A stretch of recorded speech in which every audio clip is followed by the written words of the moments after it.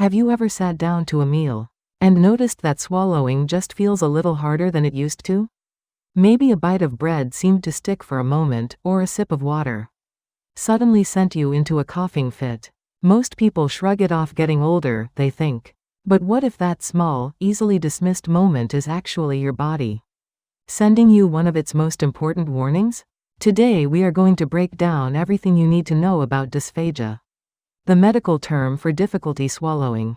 We will show you how to tell the difference between a simple sign of aging and a serious signal from your esophagus or nervous system, and we will give you practical tools to act on what you learn. Stay until the end, because the information in this video could genuinely change or save your life or the life of someone you love. Here is a number that will surprise you. 1 in 3 adults over the age of 65 already has some form of swallowing difficulty. In nursing homes and long-term care facilities, that figure climbs above 60%. Why is it so common? Because swallowing is far more complex than it seems. A single swallow requires more than 30 muscles and 5 cranial nerves to coordinate perfectly within half a second. When anything in that system breaks down, whether from aging, a structural problem, or a neurological disease, dysphagia is the result. Understanding swallowing difficulty starts with one critical question: which foods are giving you trouble? The answer tells you almost immediately whether the problem is structural or neurological, and that distinction points directly toward the right diagnosis.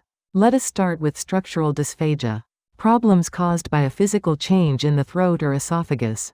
The signature sign here is that solid foods are difficult, but liquids go down relatively easily. Think of it like a narrowing pipe. Large objects get stuck, but water still flows through. If you are struggling with bread, meat, or rice, while water feels fine, your esophagus may be narrowing somewhere along its length.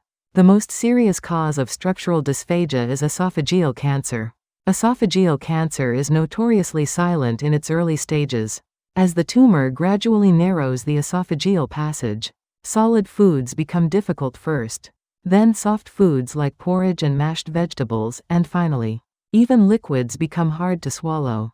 This progressive pattern, solids, then soft foods, then liquids, is the textbook presentation of esophageal cancer. Research confirms that more than 90% of esophageal cancer patients name swallowing difficulty as their very first symptom. The problem is that by the time that symptom appears, the disease is often already at an advanced stage. So if solid foods are consistently getting stuck, and the problem seems to be worsening week by week, do not wait. Schedule an endoscopy. Red flags that make esophageal cancer more urgent include a burning or heavy sensation in the center of the chest or mid-back when swallowing, unexplained weight loss of more than 4 to 5 kilograms in a single month, and a pattern where the same foods get stuck more and more frequently. Other structural causes include Schottky rings, achalasia, esophageal diverticula, and external compression from an enlarged thyroid or cervical bone spurs, all of which share that same solid first then liquid progression. Now let us turn to the second type, which in many ways is more dangerous: neurological dysphagia. This is where the brain or nervous system has lost its ability to coordinate the swallowing muscles properly. The key difference from structural dysphagia is this: neurological swallowing problems affect both solids and liquids from the beginning. If you are choking on water as often as on food, if swallowing saliva feels difficult, or if meals are taking far longer than they used to, because nothing seems to go down smoothly, regardless of texture, this points strongly toward the nervous system. 3 neurological conditions account for the vast majority of these cases. The first is stroke. Roughly 50% of stroke patients experience dysphagia immediately after the event. The defining feature here is sudden onset.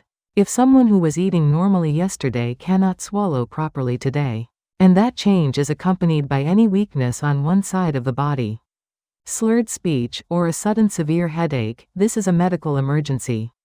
Call emergency services immediately. The encouraging news is that, with intensive swallowing rehabilitation started early, approximately 70% of stroke-related dysphagia cases show significant recovery. Time matters enormously. The second condition is Parkinson's disease.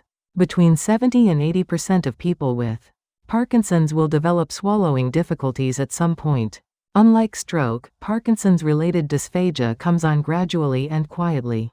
It often begins with increased drooling, slower eating, and more frequent throat clearing. Over time, meals take longer, choking episodes become more common, and the most dangerous complication emerges: silent aspiration. This is when food or liquid slips into the airway without triggering a cough. The person does not even know it is happening. Silent aspiration is the direct road to aspiration pneumonia, which we will address in a moment. The third condition is amyotrophic lateral sclerosis, better known as ALS or Lou Gehrig's disease. In ALS, the motor neurons that control swallowing deteriorate progressively. Dysphagia often appears alongside slurred speech and a feeling of tongue weakness when swallowing difficulty and speech changes arrive together. This combination demands urgent neurological evaluation. Now let us talk about the complication that makes dysphagia genuinely life-threatening: aspiration pneumonia. This occurs when food particles, liquid, or bacteria from the mouth enter the airway and reach the lungs. In healthy individuals, a strong cough reflex clears anything that goes the wrong way. But in elderly patients with dysphagia, that cough reflex is often impaired, meaning material enters the lungs silently and repeatedly. The statistics are sobering. Research shows that elderly patients with dysphagia face up to 9 times the risk of aspiration pneumonia compared to those without swallowing difficulties. Among patients hospitalized for aspiration pneumonia, the 30-day mortality rate reaches 30%, higher than many heart attack outcomes. Adults 75 and older account for 76% of all aspiration pneumonia deaths. These numbers make clear that difficulty swallowing is not a minor inconvenience. It is a potentially fatal condition when left unaddressed. Warning signs that aspiration may already be occurring include a wet or gurgling voice quality after meals, recurring low-grade fevers without an obvious cause, increasing frequency of coughing during or just after eating, and a pattern of chest infections that keep coming back. A voice that sounds wet or gargling right after swallowing is one of the most reliable clinical signs that food is reaching the vocal cords or below. Here is the practical guidance you need starting today. The single most important intervention is posture. Always sit fully upright at 90 degrees. When eating, never in a reclined position. Combined with this, practice the chin tuck technique just before swallowing. Draw your chin slightly downward toward your chest. This simple movement narrows the airway entrance and dramatically reduces the chance of food going the wrong way.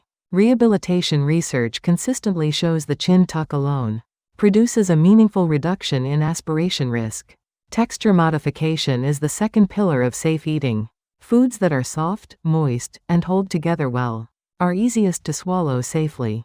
Think steamed vegetables mashed to a smooth consistency, soft scrambled eggs, flaked fish, and smooth nut butters.